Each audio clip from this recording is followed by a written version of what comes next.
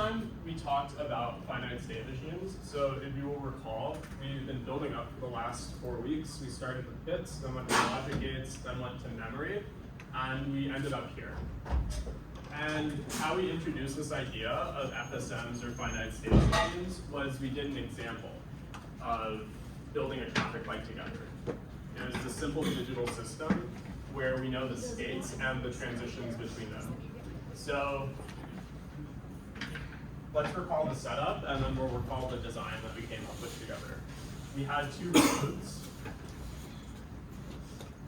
with a sensor on each road, A and B, and then this traffic light in the middle, and we wanted to make sure only one car could go through at any point in time. And so we observed together that there are really only 4 possible combinations for what the lights on both sides could be. It was red and yellow, yellow and red and green and red. So I'll draw that up really quickly here. We had 4 states. And then I want to make sure I hit it correctly, so I'm going to bring my notes over quickly.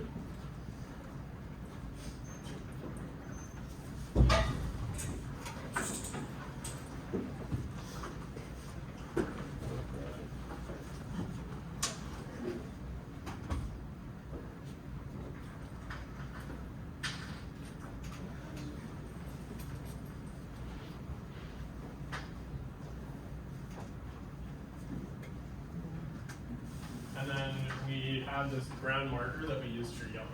So, great. And then we said, given the inputs, i.e. like what cars are where, we know how to get from like one state of the traffic light to the next.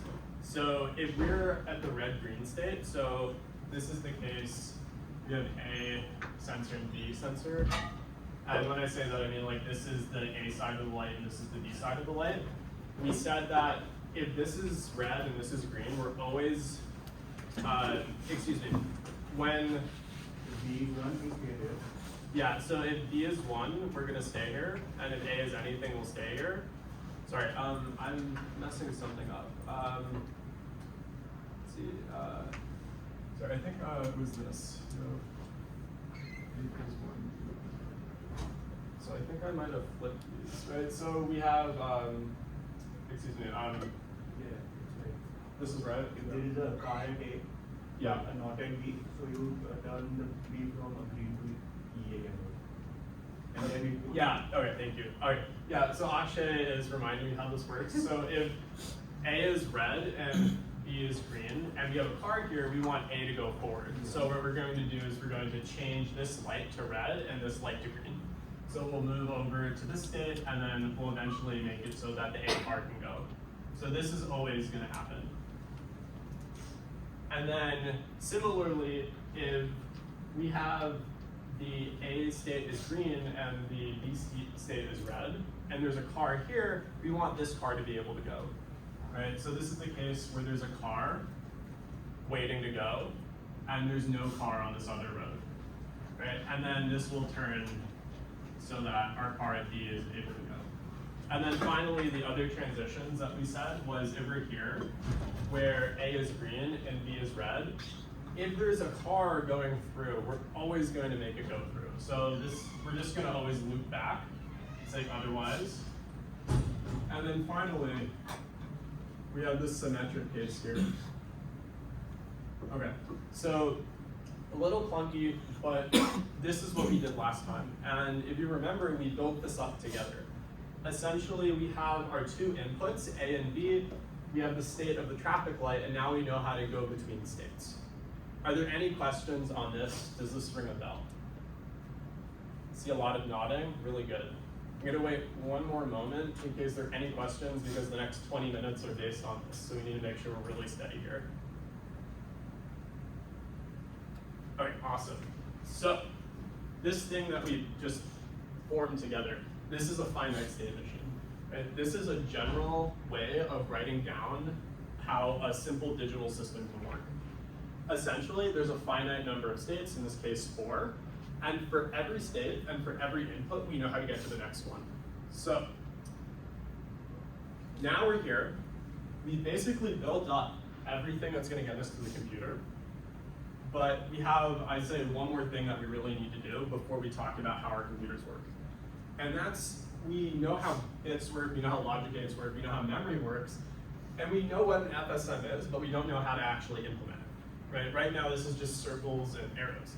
So what I want to do today is I want to, together, build a circuit to implement this logic so we can see what a circuit grid will look like. Then we'll actually understand end to end, from the ground up, how to get to this point, and that will give us the final ingredient to get to this point, which is the first guiding question for this class: how does a computer work? So what we're going to do is we're going to work through this example here for a traffic light, and then we're going to generalize it. So if you want to make any simple digital system, what's a general technique or a method that you can use to get to a circuit to implement it? One quick thing, this is very special purpose hardware. We're not building anything general purpose right now. All this is a traffic light, and that's all it's going to be. But that's really the building block to get to the point where we can do general purpose stuff that executes instructions and can do many, many different tasks. So, are there any questions? If not, we're going to dive into this. Cool. So, we need to do two things in building the circuit. We need to remember what state we're in, and then we need to know how to get to the next place. That's two tasks. I'm going to write it here. Remember state.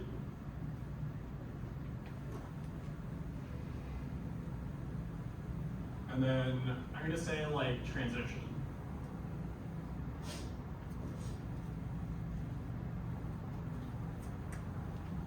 Let's begin with number one. We need to remember the state we're in. So right now, we have this really verbose description for what these states are. If I'm here, I'm saying light A is green and light B is red. If I'm here, I'm saying light A is yellow and light B is red. It's a ton of words to describe what's going on. So a question to all of you is, what would be a more compact way to represent these states? There's 4 of them. What could we do instead of using words? James? 2 bits. Yeah, so starting with 1, what we could do is use 2 bits. And do you want to elaborate on that? With 2 bits, we can have 4 combinations of the on and offs in the 2 bits, so we have enough information to represent all the states. Exactly, that's exactly it. So what James is observing is to store, like we only have 4 states in our system, and we really only need 4 things to represent that. So what we can do is say, take 0, 0, and map it to our first state up there. It's the green-red state, like that. Then we can take 0, 1, 1, 0, and 1, 1, and map it to the other states. So we can take red and yellow, and then yellow and red, and then finally red and green. Okay? So what I'm going to do now that we have these mappings is I'm going to take our state diagram and I'm just going to erase the internals here. And then I'm going to write out 0, 0, I believe I did 0, 1, 1, 0, and 1, 1. So this is much more friendly for a computer. 2 bits is a lot easier to work with than a whole sentence. And then us as the designers, the implementers, we can just keep this mapping in mind. So that's awesome. We know how to represent these states. But now that we know how to represent these states, how do we store them? So that's another question to the class. How are we going to store this information in the circuit? And a hint would be weak for you, right below FSMs.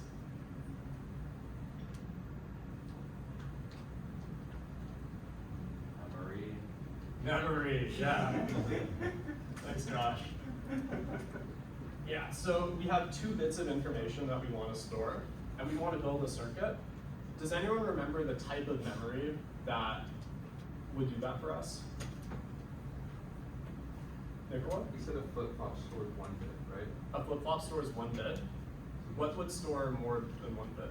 2 flip-flops? 2 flip-flops or RAM, that's bigger. It's in between flip-flop and RAM. Did someone say register? Yeah, I did. Awesome. Yeah. Exactly. You did it. We have two bits of information. What we could do is we could use a 2-bit register that takes 2 inputs for the data. So data 1, data 2. The write signal, and 2 bits for the stored state. So this is a 2-bit register. Okay?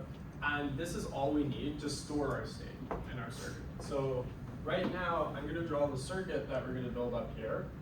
We figured out how to do the state storing part of it.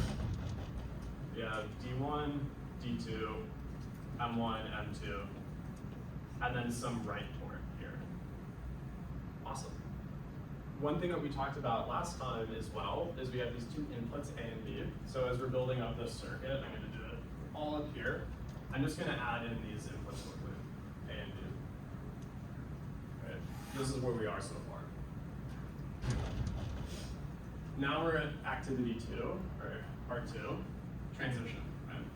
We figured out how to store a state, we have our inputs, but with FSMs, we have this idea that given a state and given input, we need to know how to get to the next state. So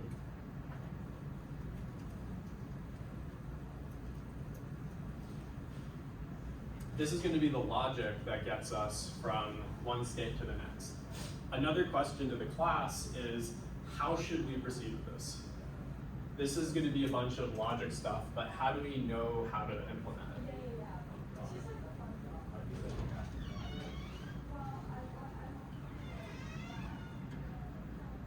So, phrased another way, if I tell you I want you to implement some logic, what would you do? What would your first step be? Okay. Exactly. Does everybody remember truth tables from week 2? I see some nodding, that's really good. So we had this result and we showed a way to do it, where we said, I have some logic that I want to implement. I can implement any logic by writing out a truth table. And then the truth table, we had this method to go from a truth table to the actual circuitry. So to get this stuff here, let's build a truth table together. We'll do it here. So we have our inputs, as you can see, A and B, and then M1 and M2. M1 and M2 are 1 bit each. That's the current state that we're in. Okay? So it could be 0, 0, 0, 1, 1, 0, or 1, 1. So I'll write out M1, M2, and A and B. Okay. Now, as I said, what we want this logic to do is, given the current state and our input, get us to the next state, which would be D1 and D2. And we're not going to go through all of it together, but we'll go through a little bit of it, and we'll start here. What happens if M1 and M2 are 0, and then A and B are both 0? What should D1 and D2 be? And I'll take a volunteer for this one, someone I haven't heard today, if possible.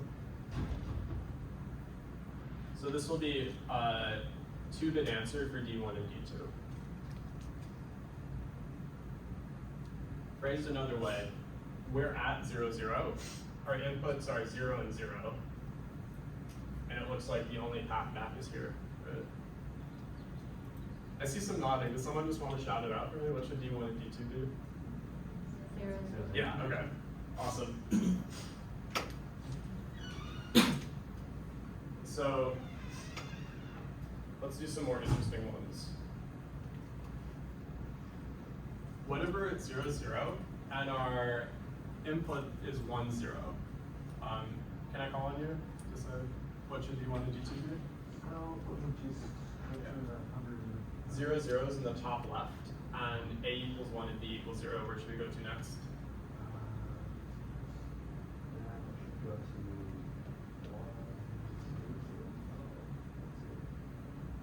So we're in the top left, and we'll go to the right. Okay. Yeah. So that'll be 0, 1. Exactly. Yeah. So what we're seeing is we're basically taking our inputs M1 and M2, and we're taking our A and B, and then we're taking our current state, and we're just using our diagram that we wrote out to figure out how to get to the next place. So I'd say let's do 2 more together. What did we have state 1, 0, and then, what looks like an interesting one?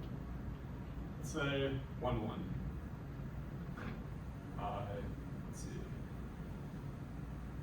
Do you mind answering? So we're at state 1, 0, and then we have the input 1, 1. Where should we go to next? 1, 0 is in the bottom left. Exactly. Yeah, exactly. And then maybe one more. Whatever at state 1, 1, so that's in the bottom right, and then we get the input 0, 1. Does someone want to volunteer this one? Where should we go to next?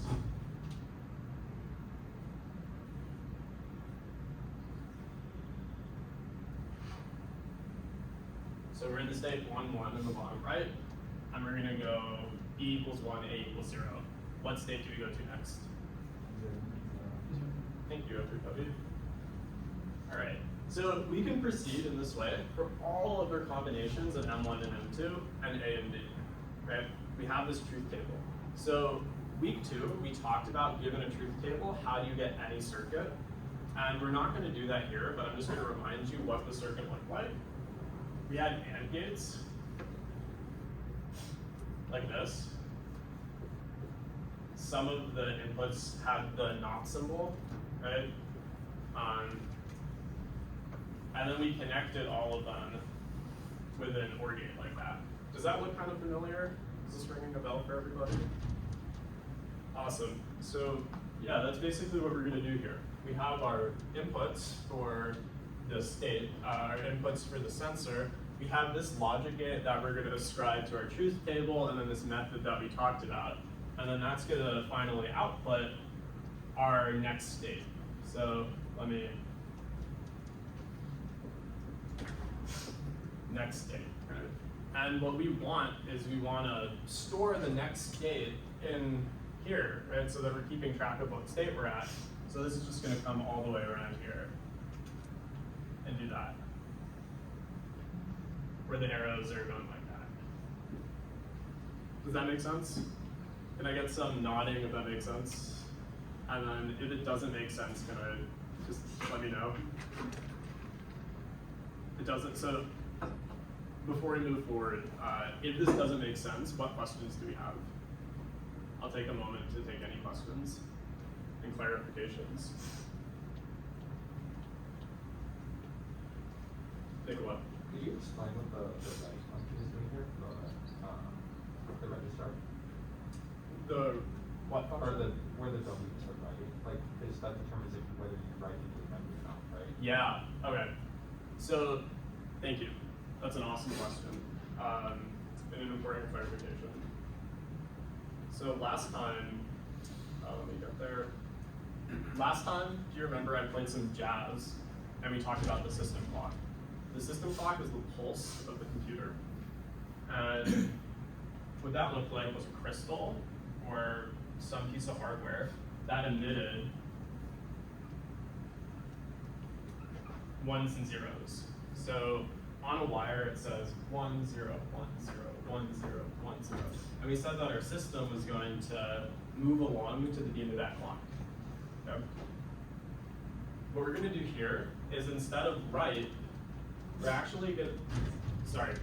going to attach the clock to the write port. Okay? And what's going to happen is essentially every beat of the system, this thing is going to move forward one step. And put another way, we're here at this transition. When the clock beats, we'll make another transition. When the clock beats, we'll make another transition. When the clock beats, we'll make another transition. Right? To make this a little bit more concrete, we said that our flip-flops and our registers always updated here. When we go, the clock goes from a 1 to a 0. So what we're going to see is this register is going to update when the clock goes from 1 to 0, when the clock goes from 1 to 0. And in that time in between, so from 0 to 1, we're going to have time to do the rest of this logic. Which actually raises a really good question. This is our system. We're saying that this is going to transition on the beat of the clock. What would an appropriate clock speed be? if we had the speed of a clock on a computer, our traffic light would be going like insanely fast. I guarantee you there would be an accident here. So I'll just open that as a question for everybody and hopefully we can get an answer. What should the speed of our clock be? And that means how long in between pulses?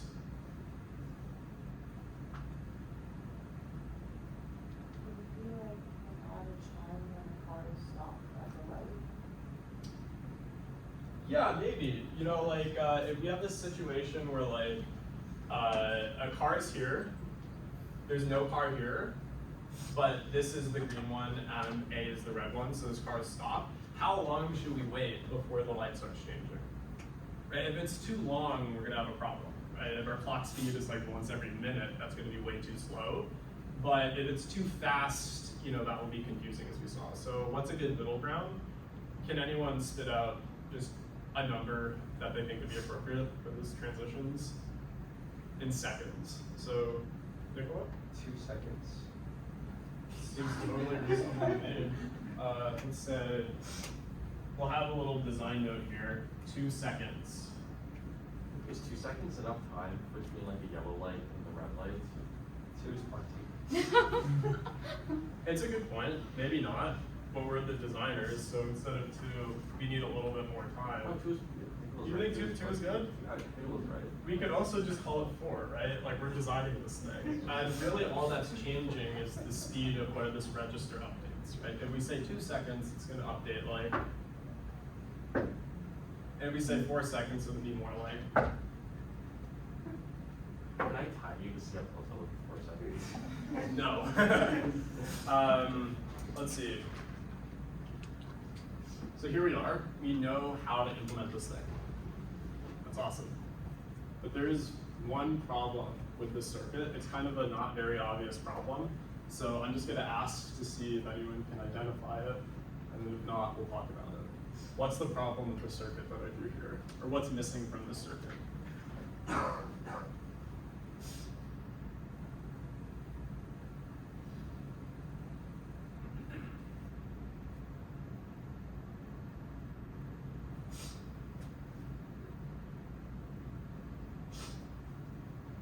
Start state for the reset. Yeah, that's definitely possible, a start state. You know, typically we need a place to start, right? So we could say we start being red and then move from there. It's an even bigger problem. We're really missing something here. Nicola. Does it need power? Yeah, that's definitely true. The circuit needs power, but as you're writing the model, we'll worry about that later. Or, Emma. There's no N? It's Yeah. not just, is that a bad thing? I mean, it's okay, right? Because we want our traffic light to always be working. We're kind of getting somewhere. It's just looping, right? This is supposed to control a traffic light, but how is this controlling a traffic light? Namely, we know how to get to the different states, but we're not actually telling the light what to turn on and off, right? This circuit, as is, has no output, which is like, what's the point of a circuit with no output? So, really the missing part is here. We need some output, and what this output is going to do is it's going to tell us what lights do we turn on and off. And I'm going to really quickly draw that out, and we're just going to figure out what our output should be together. We have 2 lights. If you imagine these are at right angles with each other, this is light A and light B. Okay? And we have green, yellow, red. And we want to tell which lights are like on and off. We want to tell these lights what to turn on and off. So my very first question, how many bits do we need for our output to do this? 6. Is that right? Sweet. Why do we need 6 bits? Like on or off. Exactly. So this is kind of like that idea of logical values, Boolean states that we talked about. What we could do is we could have 1 bit per light, and it basically, that 1 bit says on or off. So If we're sending it a 1, that means the light should be on, and if we're sending it a 0, that means the light should be off. Okay? So really all that's missing from our circuit here is 6 wires. Okay? Do 1, 2, 3, 4, 5, 6. Okay? And each wire will connect to one of those 3 lights and be a 1 or a 0. Let's see an example. If I'm doing my bits, this is the first bit, second bit, third bit, fourth bit, fifth bit, sixth bit. Okay? And I want to light up just this red and this green, then what I'll do for my outputs, I'll have 1, 0, 0, 0, 0, 1. Now if I want this to be green, and I want this to be, this to be yellow and this to be red, then what I would do is 0, 1, because I want that to be on, 0, 1, 0, 0. This is fantastic, because basically we've done it. We have a way to store a state, get our inputs, figure out the next state, and also control our traffic light. We have our outputs. What we've done is really cool. In week 2, we talked about combinational circuits. That was these things here. The word combinational, essentially what it's saying is we have our input and we get our output. There's no state. We're not remembering anything. And that was a huge limitation. But what we've done is we've built a circuit with memory, with state. And this is called the sequential circuit. And this is how you would implement a finite state machine. Are there any questions?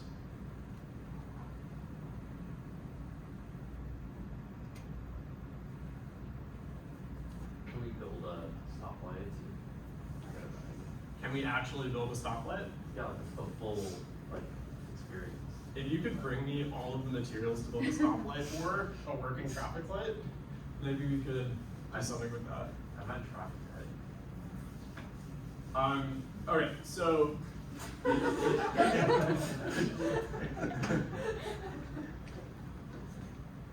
we're talking about computers in this class, and I just showed you how to design a traffic light. And I imagine you might be thinking, why the hell did we go through all that? Right? Like, great, I'm leaving, I know how a traffic light works, what's the point? And the point is, what we just did is actually a general method. We're given any simple digital system, you can get a circuit for it. And so I just want to draw some parallels between what we did and the general method, and then show you a little diagram that will be more general. And then we'll move forward from there. So the first thing, well, not really the first thing, but the first thing you could do is, let's say traffic and then general here. One thing that we did together was we determined the clock speed. We said, what's an appropriate speed for a clock? Okay?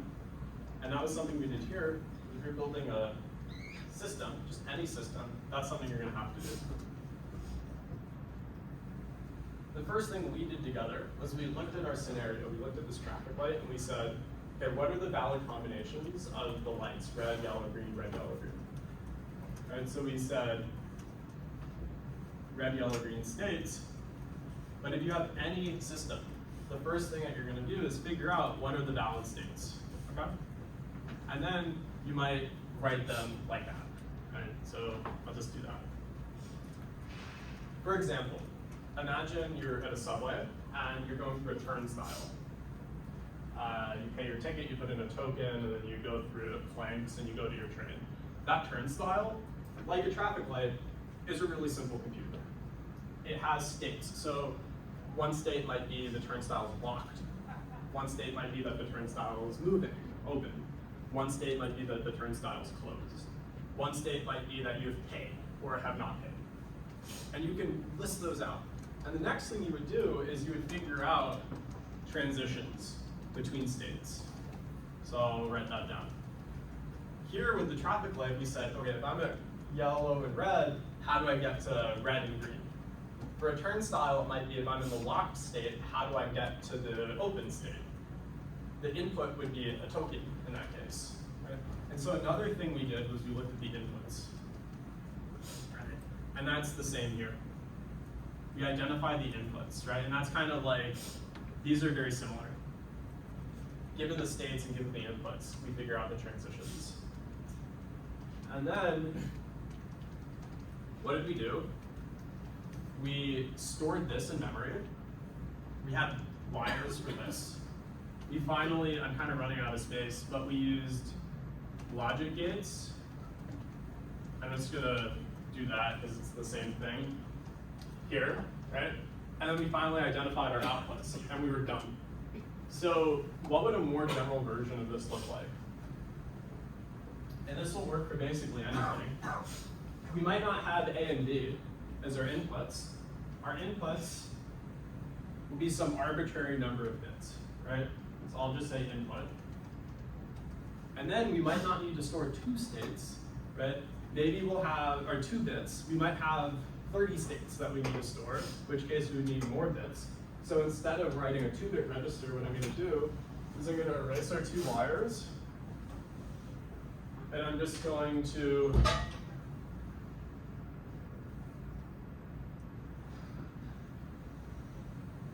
draw 1 wire. That could be, say, many, many states. So in that case, this would be an m-bit register, right? We still need a clock, and we can determine what the speed of that clock was. That was the first thing we did. And instead of 6 bits for output, let's just have some arbitrary number of outputs. And I'll write it out. This is logic for output plus state. Sasha. You said that we can determine the speed of the clock. Does it ever happen where like the logic inside takes longer than the clock speed? Because like who decides the speed of the clock? I get the example of the traffic light. Yeah. So the question was, does this logic ever take longer than the clock speed? And the answer is almost certainly yes. So you would have the clock go really fast, and then this will have some propagation delay that's some multiple of the clock speed. And then you would say that your system clock is running, or sorry, your system is running on like however many clock cycles it took. Right? And you would call that like the total cycle time of your clock. So for example, our computers have this insanely fast clock, but the circuit to actually go through the entire CPU will take longer than the clock speed. So it's the same idea. Okay, so like when the clock goes, the states that go into it could be the same as the states before because the circuit can complete. Oh, that's a good question. Okay, let me rephrase that. One thing we could do is say, let's just make the clock speed yeah, let's make the clock speed's minimum, so it's a minimum. The minimum speed of the clock should be the length of the circuit. Yeah. Thank you for pointing that out. So if we miss that, basically what we're saying is this might take a long time. We're gonna make the clock slow enough to wait for this to happen. So that way we're updating the states correctly every time. Thank you for pointing that out. One quick piece of review, and then I'll stop for questions before we move on to the computer. What we've done is we've shown, given a state, given input, how do you actually get to the next input, the transition, and also we need our outputs. To do that, we had to use memory. That's what we did here. We had to rely on what we did in loop 2, and many times we used what we did in loop 1. So to get to this point, we have to build up. And now we're at this point, we know how this works. We have all the ingredients that we need to actually move forward with the computer. Before I switch gears, are there any questions on this? Or any questions on anything before?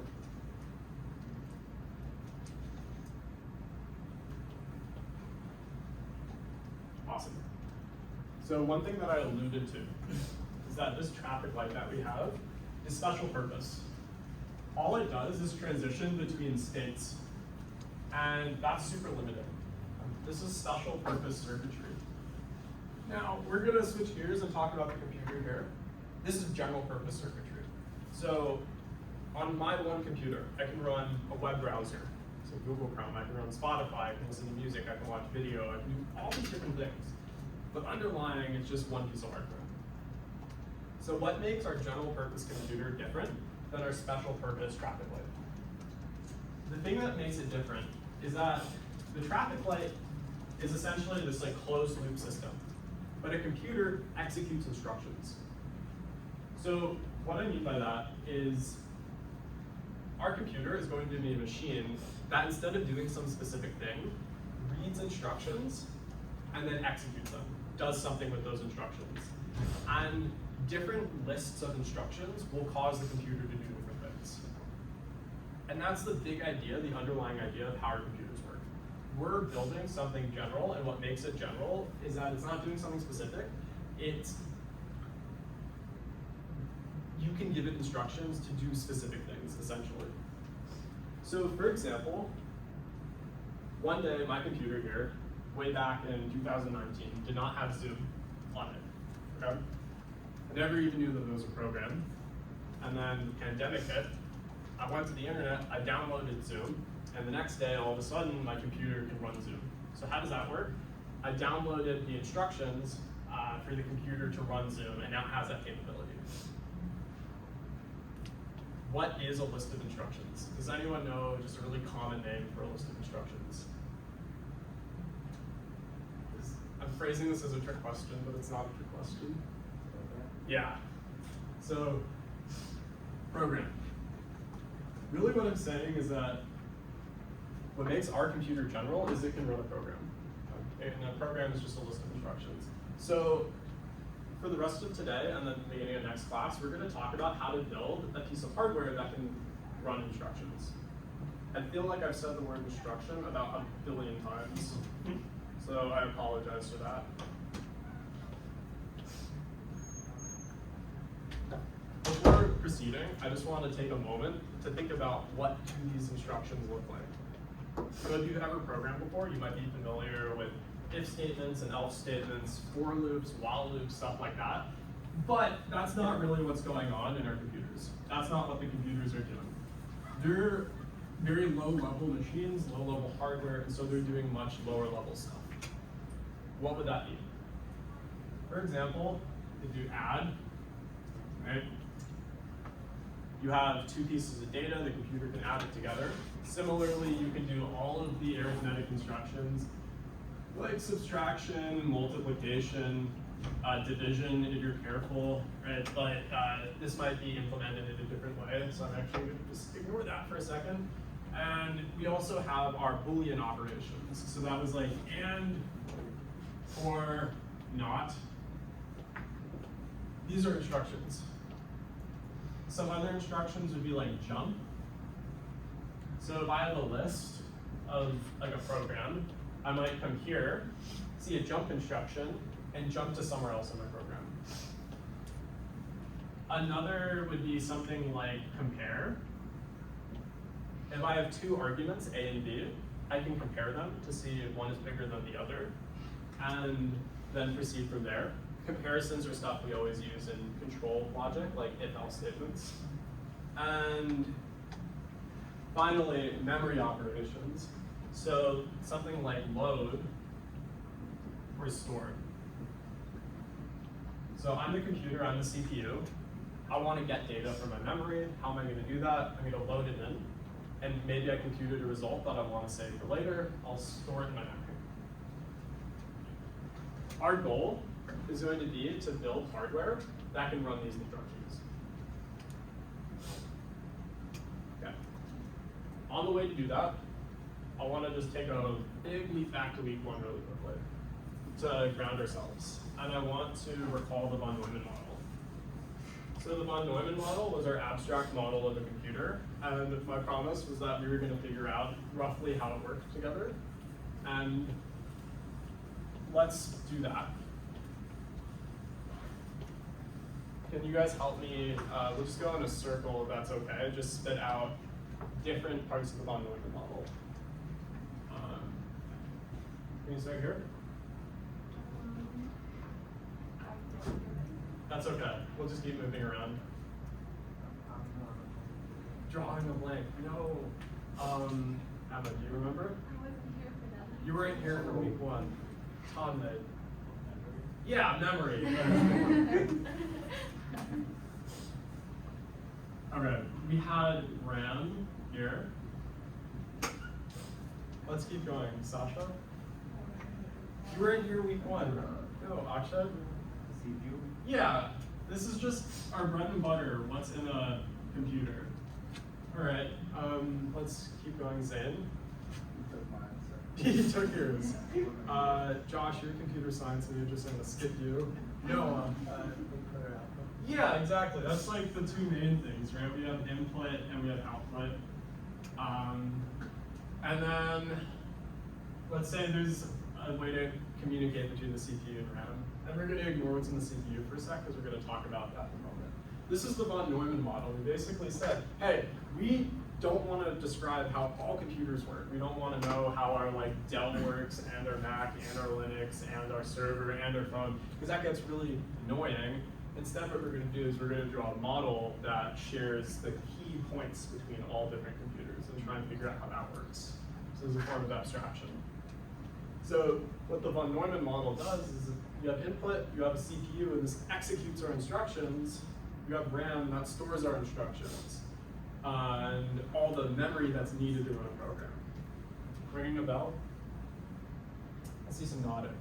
So this is kind of a really bad picture though. It's helpful to think about how a computer works, but it's not really representative of what's going on under the hood.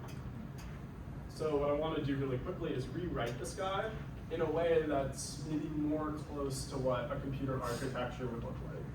So we have our CPU here, and then we said that it connects to RAM by some connection.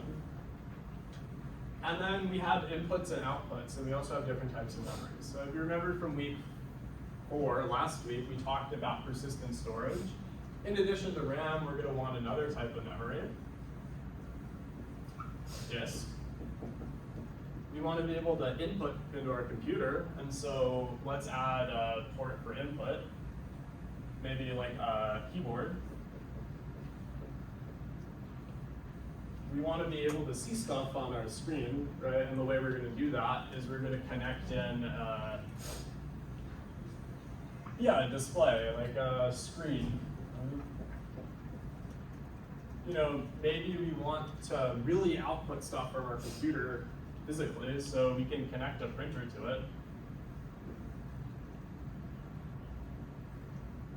And on and on and on and on. So what we're seeing is what a computer is, it's just comprised of these smaller parts that are encapsulated, and they're connected to each other, and they communicate to each other. And that's really what we have here, but we're just writing it in a different way.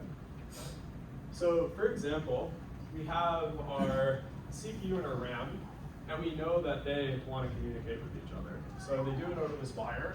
This thing here is called a bus. And everything is just communicating over the bus. All these different parts communicate over the bus using a protocol.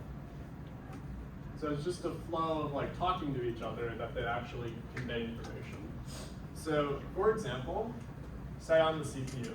Right? I need something from memory. I need it from address 10. This is what we would have. The CPU would put a message on the bus saying, hi, I'm the CPU. I need something from address 10 from RAM. Now, all of these different systems are going to be listening to the bus and listening for that message to RAM.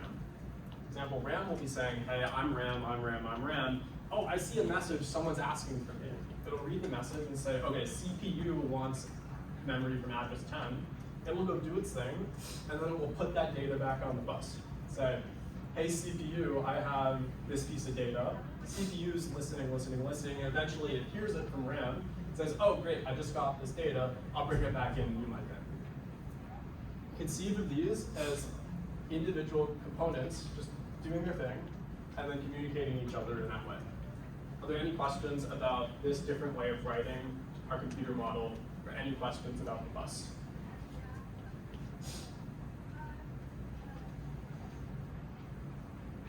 Okay. So, we basically know everything that's happening here. Took a lot of time last week to talk about RAM and how memory works. We didn't talk about how, we also talked about disk. We didn't really talk about printers, screens, and keyboards, but these are simple digital systems. Right? We really did talk about this. I'm not gonna go into the details, but we have our general approach for how we might go about building one of these. And then that leaves the CPU. We know a lot of things inside of it, but we don't really know what the CPU is doing. So to finalize our image of how does a computer work, how does a computer actually execute instructions, we need to understand what the CPU is doing. And do we have enough time for that today? No, it is 10:50. All right, so looking forward, next week at the beginning of the class, we're going to wrap up our first guiding question. How does a computer work? We're going to talk about how the CPU actually executes instructions. We're going to take one step back and see everything we've done so far in this class. We're going to see how does a computer go from that list to useful work. Then after that, we're going to move over to our next two guiding questions. The second one was, what is a computer capable of? And in that conversation, we're going to talk about programming languages and how our human readable programming languages go to these instructions. Because if you've ever programmed, you're not using this. And this is just for the computer. After that, we're going to talk about some more high-level stuff. So we're going to talk about what a computer is really good at, what algorithms and problems it can solve well. But then we're also going to talk about what algorithms and problems computers are really slow at, and so where computers start to fail us a little bit. And then in week 8, we're going to get really, really theoretical and talk about what computers are actually able to do and not able to do. And so it turns out that there are problems that computers are completely unable to solve, and you can prove it. And in class, we're going to prove together, like an actual mathematical proof. We're going to build it up together, which is really exciting. That there are problems our computers are just never in a million years going to be able to do. And then finally, at the end of the class, we're going to talk about more powerful forms of computing. And we're going to establish that there are limits to these things, but can we do better? And in that conversation, I'll briefly mention some stuff like quantum computing, but I really want to focus on distributed computing and networks. So in this class, we're talking about one computer. What if we had tons of computers that could communicate together? Can we do better? The answer is we're not going to be able to solve some of those problems that we can prove computers can't solve, but we can do a lot much faster. And that's actually how our actual software and systems work. There's no, like app you use on your phone, like Facebook, Google, Netflix, that's depending on just one machine. They're all connected together. So that's a long view of what we're headed toward. Are there any questions? Awesome, thank you. I'll see you guys next week to talk about the CPU.